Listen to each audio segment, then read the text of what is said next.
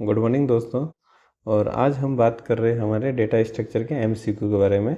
तो हमारा एमसीक्यू करने का तरीका ये रहेगा कि जो टॉपिक हमारे एमसीक्यू के अंदर आता रहेगा हम उससे रिलेटेड थ्योरी पढ़ते रहेंगे और इसी तरह से हम इसको टॉपिक को कवर करेंगे। तो इसी के साथ स्टार्ट करते हैं। आप सभी का स्वागत है मेरे चैनल पे। तो सबसे पहला क्वेश्चन है कि भाई the two main measure of for the efficiency of algorithm. किसी भी एल्गोरिथम को मेजर करने के लिए हमारे पास में जो सबसे टू मेन मेजर है कौन से है। तो अगर जब भी हम किसी भी एल्गोरिथम को देखें या किसी भी हम प्रोसेस को देखें तो हमारी डिमांड क्या होती है कि कम से तो कम मेमोरी स्पेस गिरे और ज़्यादा से ज़्यादा फास्ट ऑपरेशन करे। तो हमारा मेन मेजर क्या होंगे, हमारा टाइम एंड स्पेस। दूसरी बात करेंगे हम, सेकंड क्वेश्चन हमारा the time factor when determining the efficiency of algorithm is measured by. ये तो भी हमने देख लिया भी टाइम मेन मेजर है हमारा। तो अब ये है कि भाई हम टाइम फैक्टर को हम जो है और एफिशिएंसी को कैसे देखते हैं, हम टाइम फैक्टर से रिलेट करते हैं। तो the time factor when determining the efficiency of algorithm क्या होता है कि भाई हमारा जो काउंटिंग द नंबर ऑफ की ऑपरेशन, कि जिस की ऑपरेशन वो होते हैं कि जैसे हमें किसी चीज़ को अभी हम शॉर्टिंग में देखेंगे, लीनियर सर्च में, बाइनरी सर्च में, कि भाई जिस चीज़ को हमें मेज़र करना है या जिस चीज़ को हमें सर्च करना है वो हमारी क्या होगी, की ऑपरेशन हो गया। तो होता है कि भाई काउंटिंग द नंबर ऑफ की ऑपरेशन जो है वो हमारा क्या होता है, टाइम फैक्टर। नेक्स्ट बात करें भाई स्पेस फैक्टर क्या होता है। स्पेस फैक्टर में हम क्या चाहेंगे कि भाई हमारा जो सिस्टम है वो कैसा हो, भाई काउंटिंग करें मैक्सिमम मेमोरी, है ना। तो the space factor for determining the efficiency of algorithm is measured by, वो किससे पता पड़ता है हमें, counting the maximum memory needed bye algorithm, की भाई हमारे सिस्टम को कितनी मेमोरी की ज़रूरत है। ठीक है। नेक्स्ट क्वेश्चन है विच of the following case does not exist in complexity theory. Complex जो भी हम सारी थ्योरीज पढ़ेंगे तो हम देखेंगे कि हमारे पास में किसी भी चीज़ का बेस्ट केस होता है, वर्स्ट केस होता है, एवरेज केस होता है, लेकिन नल केस नहीं होता है। तो कौन सा केस डज नॉट एग्जिस्ट करता है, वो कौन सा है, नल केस किसी में भी एग्जिस्ट नहीं करता है। बेस्ट केस का मतलब होता है कि जो डिज़ायर रिजल्ट है वो आपका बहुत जल्दी मिल जाए। वर्स्ट केस का मतलब है कि आपको जो डिज़ायर रिजल्ट चाहिए वो आपको बहुत लेट मिले। एवरेज यानी आपको एवरेज मिले। तो the worst case occur in a linear search algorithm. Linear search algorithm के अंदर वर्स्ट केस कब होगा, या तो जो हमारा एलिमेंट है वो या तो लास्ट एलिमेंट हो, जैसे मैंने अभी आपको तो वर्स्ट का यानी सबसे एंड में मिले, या फिर वो वहाँ पर हो ही नहीं।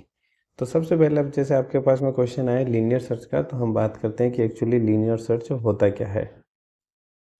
तो हम बात करते हैं कि भाई लीनियर सर्च एल्गोरिथम हमारी क्या होती है। लीनियर सर्च एल्गोरिथम के अंदर होता है कि भाई एक तरह से सीक्वेंशियल सर्च, यानी स्टेप बाय स्टेप। जैसे मुझे कि अगर 20 को फाइंड आउट करना है तो पहले ये क्या करेगा, 0 यानी इंडेक्स पे 0 पे 10 को देखा कि भाई नहीं है, फिर ये 15 पे गया, फिर इसको अपना डिजायर रिजल्ट नहीं मिला, फिर 30 पे गया, फिर इसी तरह 70 पे गया, फिर 80 पे गया, फिर 60 पे गया। और जैसे इसको अपना डिजायर रिजल्ट मिल गया ये क्या कर देता है, रुक जाता है। तो इसको हमने क्या नाम दे दिया, लीनियर सर्च एल्गोरिथम। तो अभी हम लीनियर की बात करें तो लीनियर के अंदर भी हमारे ये वो भी पढ़ रहे थे हम, टाइम एंड स्पेस कॉम्प्लेक्सिटी, कि भाई दो मेन मेजर है हमारे किसी भी एल्गोरिथम को मेजर करने के लिए।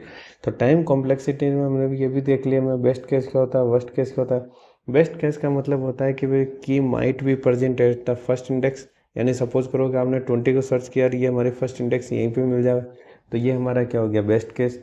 इसी तरह से वर्स्ट केस की बात करें, वर्स्ट केस का मतलब कि सपोज करो ये 20 मेरा यहाँ पर होता है लास्ट इंडेक्स में पोजीशन पे, तो वर्स्ट इंडेक्स क्या होता है, की might be present at the last index that is opposite end of and from which the search has started in the list. ठीक है। और एवरेज केस का मतलब कुछ नहीं, यानी कहीं पे भी मिल जाए उसको बोल देते हैं 0n। तो हम यानी इसको रिप्रेजेंट किससे कर देते हैं, हम n से। ठीक है। तो ये हो गया हमारा लीनियर सर्च।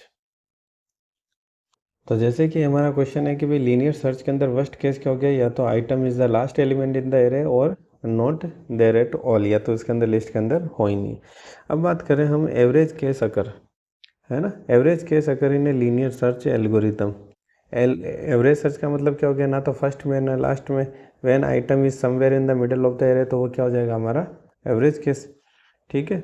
नेक्स्ट क्वेश्चन है the complexity of the average case of algorithm is, यानी कॉम्प्लेक्सिटी का क्या मतलब हुआ, यानी उसको एनालाइज करना बहुत ही मुश्किल हो, यही हो सकता है कॉम्प्लेक्स का मतलब। तो much more complicated to analysis then of worst case, यानी वर्स्ट केस से भी अगर ज़्यादा हमें किसी को चीज़ को टाइम लगे तो उसको हम क्या बोलते थे, बहुत ही ज़्यादा कॉम्प्लिकेटेड है। यानी ना तो स्टार्ट में ना एंड में ना बीच में, अगर उससे भी ज़्यादा हमें अगर टाइम लग रहा है तो उसको हमने क्या बोल दिया, कॉम्प्लेक्सिटी।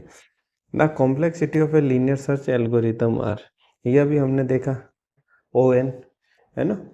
इसी तरह से the complexity of binary search algorithm, तो बाइनरी सर्च एल्गोरिथम की कॉम्प्लेक्सिटी फाइंड आउट करने से पहले हम देखते हैं कि बाइनरी जो सर्च एल्गोरिथम है वो होती क्या है। ये बाइनरी सर्च एल्गोरिथम आपके सामने है। बाइनरी सर्च एल्गोरिथम में क्या होता है कि ये binary search algorithm is a searching algorithm use in A sorted array, यानी इसमें एक तो इम्पोर्टेंट क्या है, जब भी बाइनरी सर्च एल्गोरिथम यूज़ करेंगे तो हमारे पास में एरे कैसे होनी चाहिए, शॉर्टेड होनी चाहिए, अदरवाइज ये बाइनरी सर्च एल्गोरिथम काम करेगी नहीं। और उसको क्या कर देता है, repeatedly dividing by search the interval in half, जैसे कि एग्जांपल दिया हुआ है। सपोज करो इसके अंदर मुझे 7 नंबर को सर्च करना है, तो ये क्या करेगा, इस एल्गोरिथम को 0 to 9 यानी 10 इंडेक्स है, इसको डिवाइड कर दिया इसने, यानी इसका मिडल ले लिया 2। सबसे पहले क्या करा, इसको मिडल ले लिया 2 के अंदर, ठीक है। एक मिनट इसको लॉक कर देते हैं ताकि ये हिले नहीं। तो जैसे मुझे इसको क्या कर दिया 2 यानी मिडल। अब ये इससे कंपेयर करेगा कि 2 के 7 किस साइड है। अगर 2 से ग्रेटर देन है, शॉर्टेड है ऑलरेडी, तो फिर ये राइट साइड में मूव करेगा। और अगर 2 से लेफ्ट में अगर छोटा है तो ये इस साइड में मूव करेगा। जैसे 7 है तो अभी 7 का भी इसने मिडल इक्विपमेंट क्या ले लिया 6, तो 6 ले लिया, फिर 6 से कंपेयर करेगा अगेन 7 को कि 7 मेरा राइट में है या लेफ्ट में है। तो अगर राइट में है तो फिर ये अगेन, तो फिर मुझे ये लास्ट में जाकर थर्ड स्टेप में मुझे क्या मिल गया 7। तो बाइनरी सर्च के लिए दो मुख्य कंडीशन क्या होगी, एक तो मेरी जो ऑलरेडी एरे वो कैसी होनी चाहिए, शॉर्टेड होनी चाहिए, ठीक है। और दूसरा ये कैसे करता है, इक्वल जो भी हमारी एरे है उसको क्या कर देता है, डिवाइड बाई हाफ कर देता है मिडल, और फिर उससे कंपेयर करता है। अगर छोटा है तो लेफ्ट में मूव करता है, अगर बड़ा है तो राइट में मूव करता है। जैसे यहाँ 7 बड़ा था तो 2 से राइट में मूव करा, और अगर ये छोटा होता तो लेफ्ट में मूव करता है। अगेन 6 मिडल, फिर अगर बड़ा है 7 हमारा डिजायर रिजल्ट, तो ये फिर क्या मूव करा, राइट में। तो इस सर्च को हम क्या नाम दे देते हैं, बाइनरी सर्च। बाइनरी सर्च में हमने टाइम कॉम्प्लेक्सिटी होती है 0 log n। अब यहाँ पे क्या लग गया log, तो n तो होते हैं हमारे नंबर ऑफ, ये हमारे इंडेक्स। तो अगर जितना ज़्यादा n होगा फिर भी ये हमारी टाइम कॉम्प्लेक्सिटी क्या होगी, कम। तो यानी मेरा एक तरह से लीनियर सर्च से बेटर है बाइनरी सर्च। तो बाइनरी सर्च क्या है मेरा, faster than linear search specially for large arrays, क्योंकि n की वैल्यू log n में log 10 की वैल्यू कितनी हो जाती है 1, ठीक है। More efficient than other searching algorithm with a similar time complexity such as interpolation search और एक्सपोनेंशियल सर्च।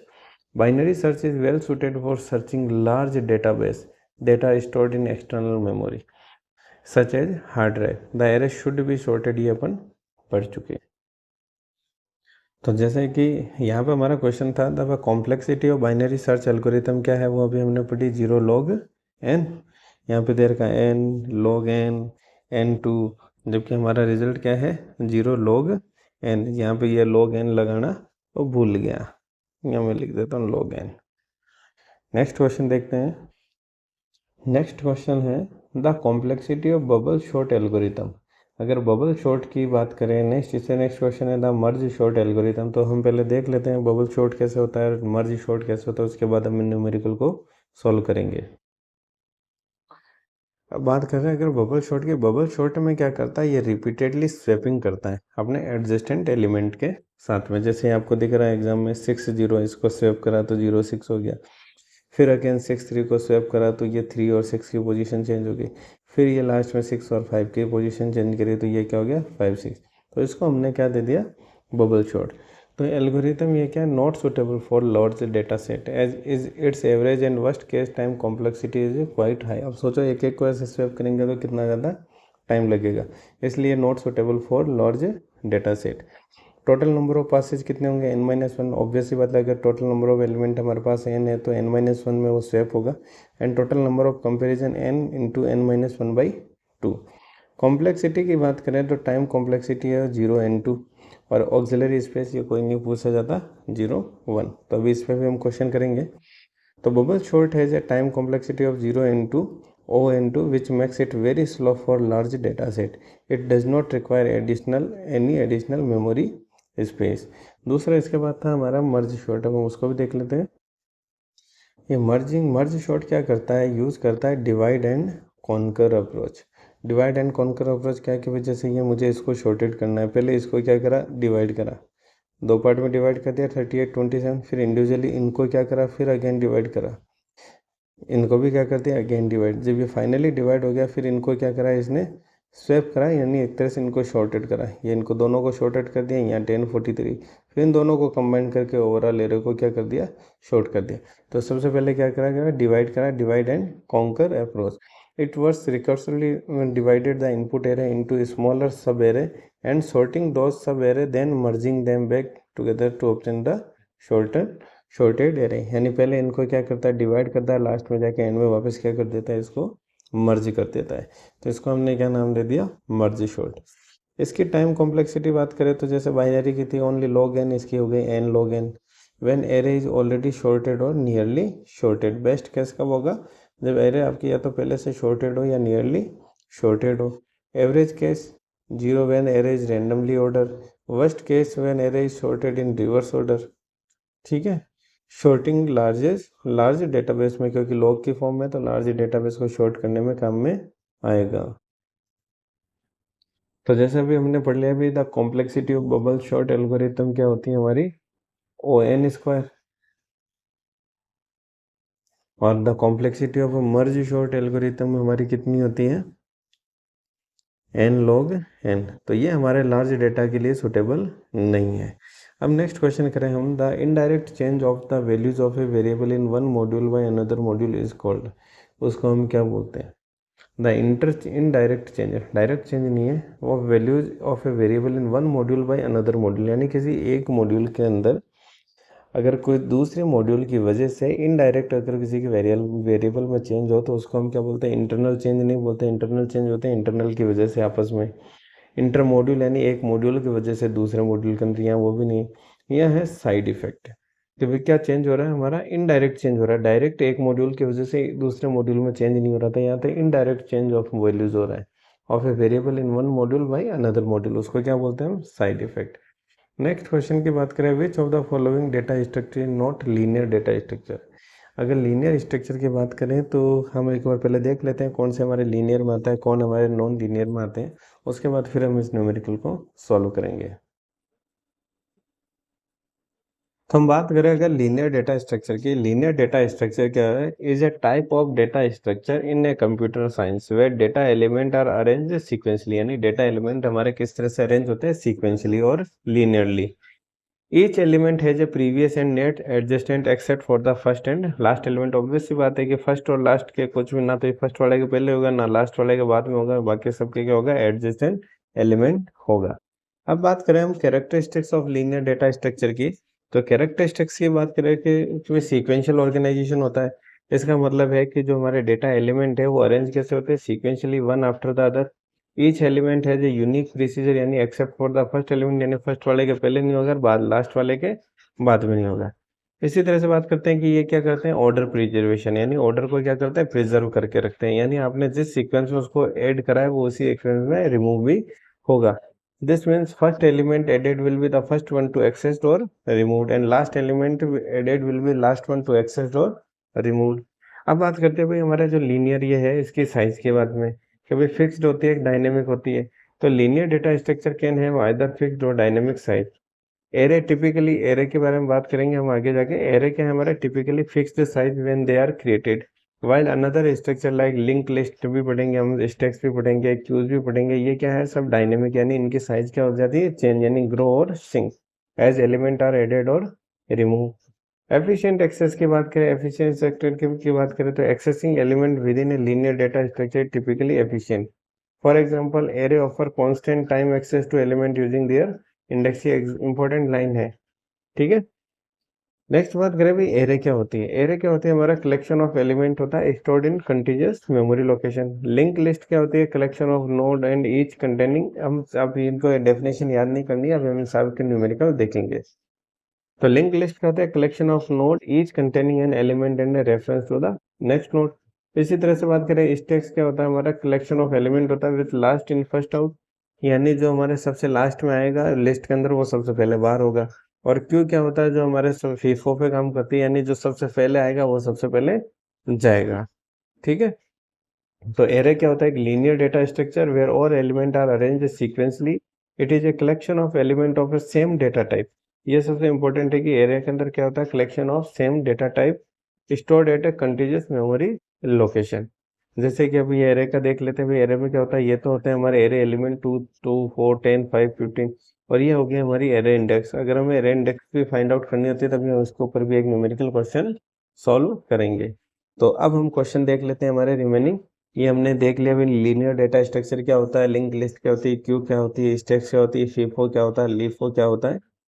ठीक है, तो यहाँ से भी हमने देखा कि भाई which of the following data structure is not linear. Array हमारा लीनियर था, लिंक लिस्ट हमारा लीनियर था, तो यानी इसका आंसर क्या हो जाएगा, नन ऑफ द अबव।